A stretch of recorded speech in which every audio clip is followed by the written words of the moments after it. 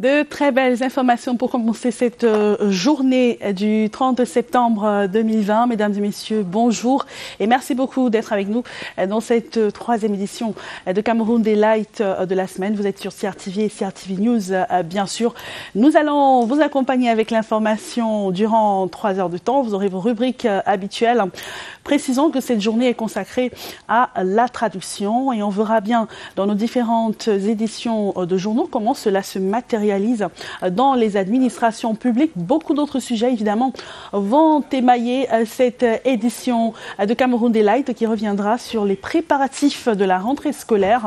On parlera également des élections régionales qui pointent à l'horizon, même si en ce moment, on observe une certaine baisse de régime en ce qui concerne les préparatifs. Tout de suite, la revue de presse en anglais. Clarence Gay sera là juste dans quelques secondes. On va lui laisser le temps de se préparer pour nous mettre au parfum de l'actualité nationale traitée par la presse locale. Beaucoup de quotidiens ont paru ce matin, comme c'est le cas d'ailleurs depuis lundi dernier, et vont nous permettre de comprendre dans quel environnement sociopolitique on se situe en ce moment.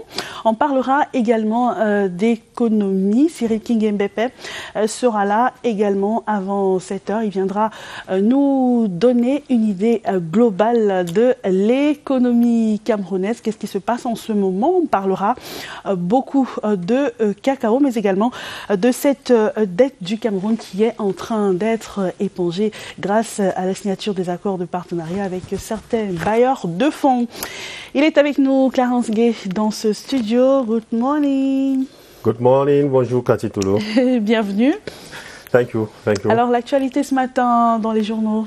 Well, the headline news, many newspapers are talking about the recent visit the Prime Minister made in the South region where he laid the foundation for the new structure of BEAC in that part of the country, and of course regional elections too.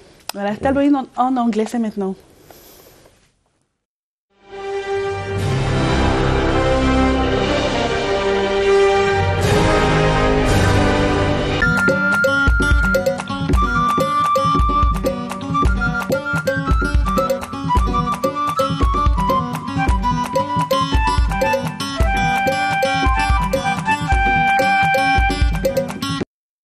September 30th, the last day for the month of September. Good morning, ladies and gentlemen. It is always good to know that you are following tabloid when it is this on CRTV and CRTV News. We open our press review this morning with the National Bilingual Daily Cameroon Tribune.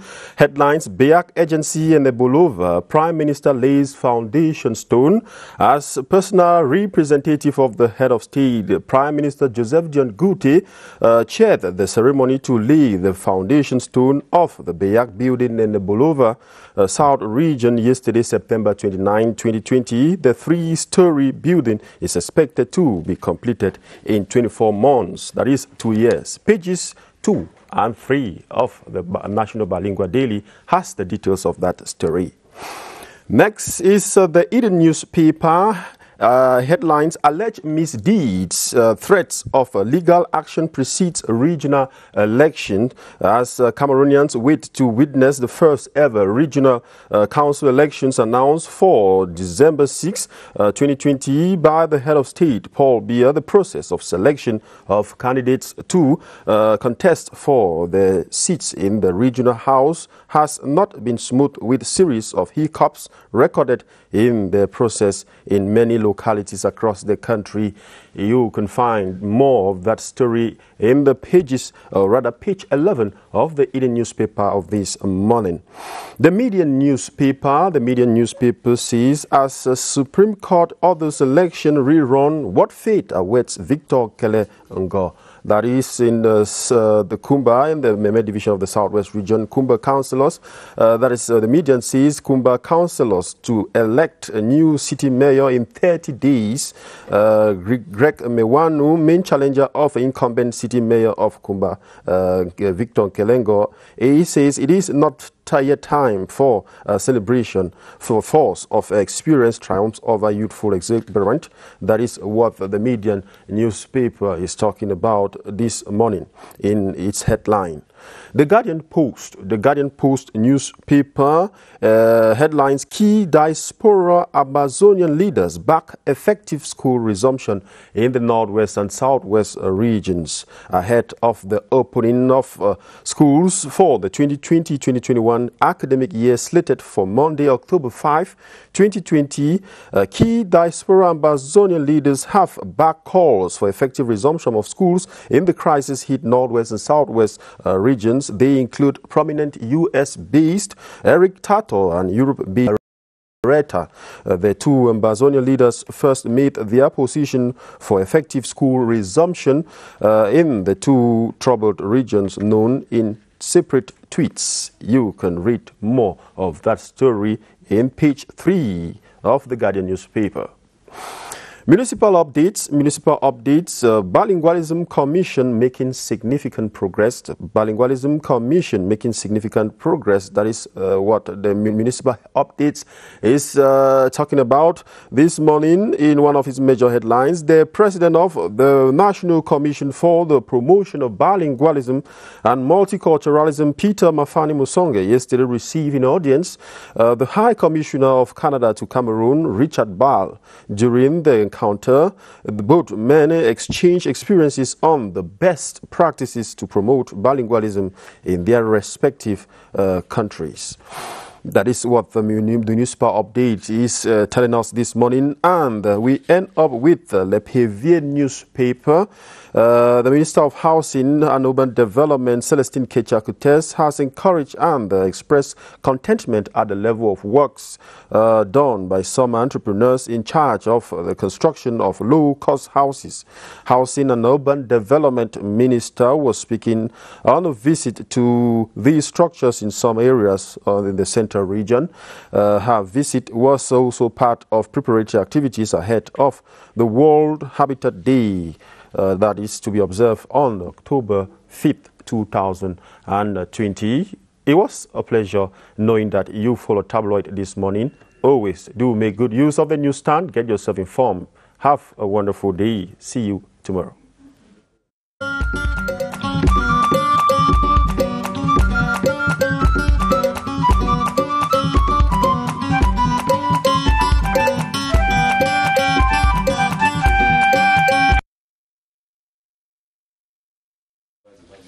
Voilà, c'était donc la page écho de cette édition de Cameroun Delight qui se poursuit également aujourd'hui. On va assister à la journée nationale des retraités.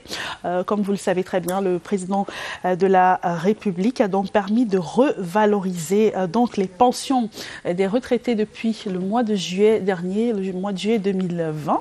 Donc on aura l'occasion d'en parler dans l'édition de ce matin. Mais tout d'abord, un autre arrêt majeur, la revue de presse.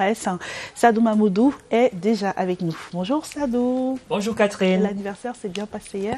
Alhamdoulilah, ça va. Je fais debout.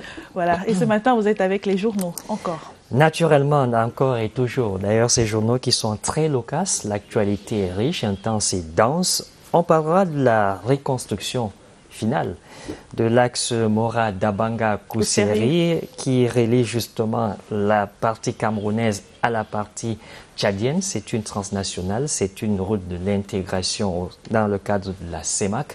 Il faudrait bien arriver à finaliser ces 205 km qui généralement ne coûtent que 3 000, mais aujourd'hui il faut débourser entre 15 et 20 000 francs CFA pour partir de Maroua pour Kousseri et passer quasiment 3 jours au lieu de passer 2 heures et 2 heures et demie dans le temps.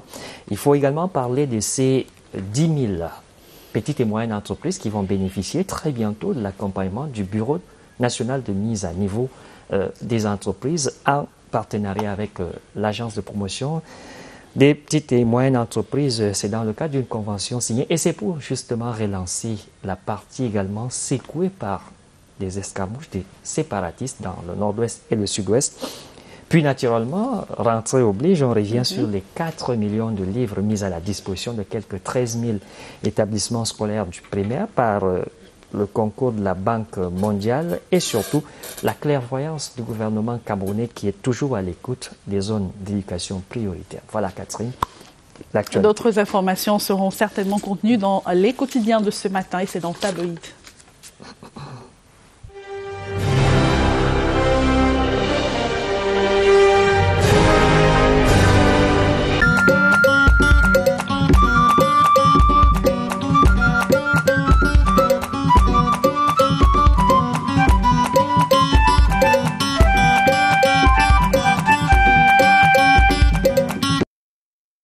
Mesdames, Messieurs, bonjour. Merci de nous renouveler votre confiance et surtout cette fidélité de nous recevoir toujours chez vous en cette journée du 30 septembre 2020. Ouvrons ce rendez-vous de tabloïd par le quotidien Réalité Plus. Réalité Plus qui épilogue sur quasiment la très prochaine descente de la commission de suivi et évaluation des travaux de réhabilitation de l'axe Mora-Dabanga-Kousseri, cette route qui était à l'arrêt en raison non seulement de la forte pluviométrie, mais également en raison des actions des groupes terroristes tels Boko Haram qui empêchaient l'avancée des travaux là-bas et surtout qui nécessitaient la mobilisation des fonds énormes, 205 km pour partir de Mora pour Dabanga et même pour Kousseri en passant par Dabanga justement et rallier le Tchad. C'est une route qui permet également au Cameroun de faire vaser ou du moins transporter du port de Douala jusqu'à N'Djamena des marchandises. Et bien désormais, ce sera chose faite grâce justement à l'action de l'État du Cameroun, mais surtout d'un chef d'orchestre, le génie militaire, qui ne va certainement pas s'arrêter en raison de ces actions de groupes terroristes. Avec donc 205 km, il faudra mobiliser quelques 745 millions de francs CFA pour permettre justement l'exécution des travaux d'une région économiquement sinistrée à d'autres. Passons directement à ce quotidien L'économie qui parle justement de l'accompagnement de quelques 10 000 entreprises, petites et moyennes entreprises dans les régions du nord-ouest et du sud-ouest, à marge du plan Marshall présidentiel de reconstruction de ces deux parties du pays fortement secouées depuis à peu près de 4 ans. Aujourd'hui par des groupes séparatistes. Le temps est venu à la relance, à la remobilisation et surtout à la redynamisation et revitalisation de l'économie de ces deux zones du pays qui sont quand même des mamelles nourricières de notre République. Il faut dire que le plan présidentiel, seulement la première phase, coûtera un peu plus de 90 milliards. Les fonds sont mobilisés et désormais la commission technique est à pied d'œuvre. L'autre actualité, ce 30 septembre 2020, mis à part justement cette relance du nord-ouest et du sud-ouest, parlons un petit peu d'économie pour clore cette partie relative aux chiffres avec cette fausse rumeur selon le tabloïd qui se nomme Afrique Libre, qui parle justement d'une source de vie qui n'aurait subi aucune contrefaction ou de contrebande. À la une également ce matin de l'éducation, avec les zones d'éducation prioritaire qui bénéficieront gracieusement de quelques 4 millions de livres pour 13 000 écoles réparties sur l'ensemble du triangle national des écoles primaires, selon le ministre camerounais de l'éducation de base, le professeur Laurent Serge Etundingwa. Ce don est évalué à près de 7,5 milliards de francs CFA et repris ce matin par le journal Le Soir. Canal Express poursuit sur la même lancée en parlant d'un élan de générosité autour du livre à l'aube de l'année scolaire, ou du moins la grande année 2020-2021, même si ce journal regrette tout de même la fermeture de 68 établissements scolaires dans le septentrion, notamment à l'extrême nord, en raison des exactions de Boko Haram, des exactions terroristes et séparatistes qui ont conduit, on se souvient bien, le 10 septembre 2019 à la convocation du grand dialogue national sans exclusive par le chef de l'État, le président Biya, et le quotidien gouvernemental Cameroun Tribune ce matin revient sur un an après la tenue de cette palabre à l'africaine, cette palabre camerounaise qui a permis de faire une cohésion nationale et même internationale. Ceux qui ont refusé de participer à ce rendez-vous s'en mordent aujourd'hui les doigts. On a le Code général de collectivité territoriale décentralisée qui consacre désormais les régions avec la convocation du collège électoral également le 7 septembre dernier par le chef de l'État pour le 6 décembre. Le rendez-vous de l'histoire, Cameroun Tribune revient également sur le plan Marshall de reconstruction du président Biya des régions du nord-ouest et du sud-ouest, mais surtout un accent, un focus sur la libération de certains détenus des partis politiques, qui également des ex-combattants des régions du nord-ouest qui décapitent, violent et assassinent froidement sans aucune once d'humanité. L'autre acquis de ce grand dialogue national, c'est la création justement de la National School of Administration. La NAS, là, est selon mutation ce matin, cette institution serait dans la NAS au regard justement des revendications des Camerounais d'expression anglaise, poursuit le journal de la rue de l'aéroport. Pourtant, la République n'est pas en mode stop, poursuit sa marche, et les régionales qui découlent également de ces discussions du grand dialogue national permettent justement au Rassemblement démocratique du peuple camerounais d'être en alerte. Désormais, précise le journal L'Action, après la phase d'examen des candidatures, l'heure est désormais à la mobilisation. Tous préparer l'après-examen, mais surtout la campagne pour cette toute première régionale au parti du Flambeau. Pendant ce temps, s'interroge donc l'œil du Sahel, le tri-hebdomadaire spécialisé de la partie septentrionale du Cameroun, s'interroge qui pour présider à la tête de l'Adamawa. Cette partie château d'eau du Cameroun serait à la recherche d'un leader, parti doté également de fortes personnalités. On le sait très bien. Eh bien, tout à côté, il y a des personnes qui s'intéressent tout à côté justement aux questions de liberté, de questions de droit, mais également des questions d'humanisme. Et c'est le journal Repère avec un titre qui semble un petit peu friser la satire, avec une agitation vaine sur l'état du Cameroun. Dans cette même perspective, l'essentiel lui explique que l'étau se resserre autour de Camto et du mouvement pour la renaissance du Cameroun, à lire donc ce matin dans le journal L'Essentiel.